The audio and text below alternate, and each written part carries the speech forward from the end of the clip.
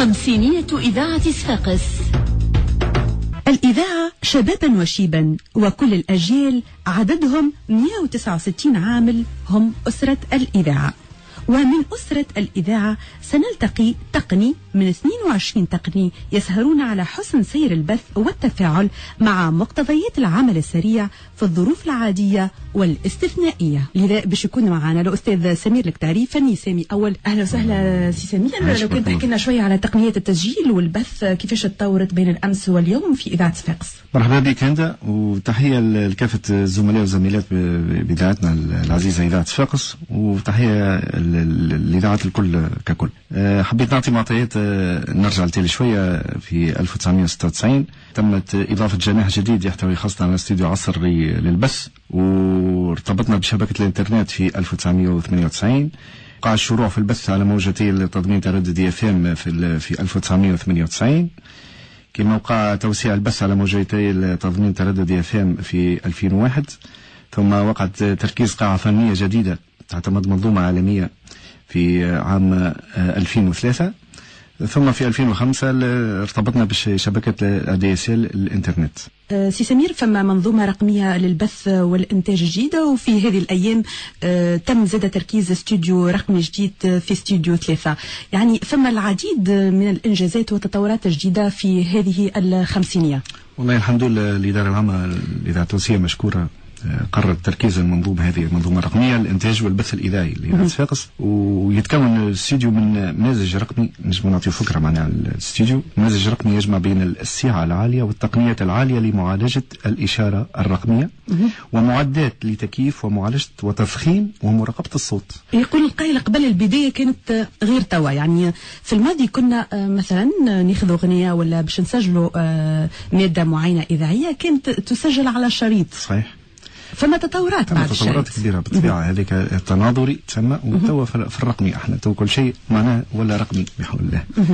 رغم اللي استوديوهاتنا كل مش هي رقمية، عندنا استوديو بث رقمي واستوديو 3 ان شاء الله ولا رقمي، ورغم ذلك معناها المنظومه هذه يجب تربط بالاستديوهات الاخرين، راهو حتى التناظريه معناها يعني الامور تقنيا ممكنه. الاستديو الرقمي هذه للبث اللي هو كان يوم الثوره، يعني في 14 جانفي كانت الانطلاقه، وانطلاقه البث في هذا اليوم ايضا سمي باستوديو 14 جانفي او استديو الثوره. في هذا الاطار زاد فما استديوهات اخرين، 6 استديوهات اخرين اللي هما يعملوا في التسجيل دراما، برامج اذاعيه وغيرها. انت حكيت لنا عن المنظومه التقنيه الجديده، كيفاش المنظومه هذه تراقب مصادر الصوت؟ والله مصادر الصوت عندنا حاجتين. مصادر الصوت تنجم تكون من داخل الاستوديو او من خارج الاستوديو. كيفاش؟ إذا كان من داخل الاستوديو تتكون من مجموعة من المصادح، معروف مصادح وأجهزة لقراءة الأنساق الرقمية كالسيديات والفلاش ديسك والهارد ديسك، وتعتبر محطة التشغيل المستخدمة لبث البرامج والمربوطة بالشبكة الخاصة بالمنظومة الرقمية للإنتاج والبث الإذاعي كجهاز واحد من جملة أجهزة قراءة الأنساق الرقمية. وقلنا مصادر الصوت من خارج الاستوديو عن طريق الخطوط المختصة ليمي سبيسياليزي أو وصلات المساهمة التماثلية الارتسي يعبروا عليها. المنظومة هذه عبارة عن أجهزة كمبيوتر تحتوي على برامج التشغيل الرقمي للإذاعة، توضع في قاعة التحرير والإنتاج، ويتم استعمالها لإعداد أدلة البرامج وإدخال المعطيات للمنظومة كالأغاني والأخبار والفقرات المسجلة وعناصر الإكساء الصوتي للإذاعة، إلى جانب برمجة الومضات الإشارية والبرمجة الموسيقية.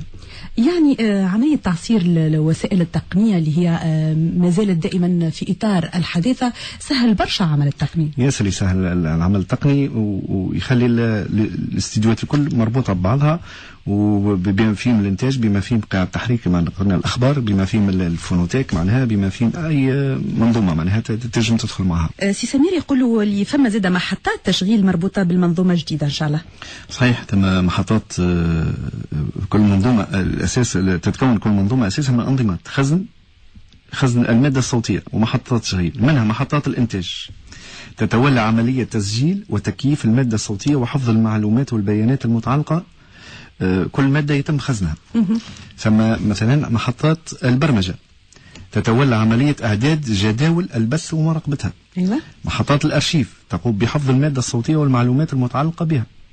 محطات الإعلانات تتولى برمجة جداول بث الومضات الإشهارية، ومحطات البث تقوم بث البرنامج اليومي وفقا لجداول البث.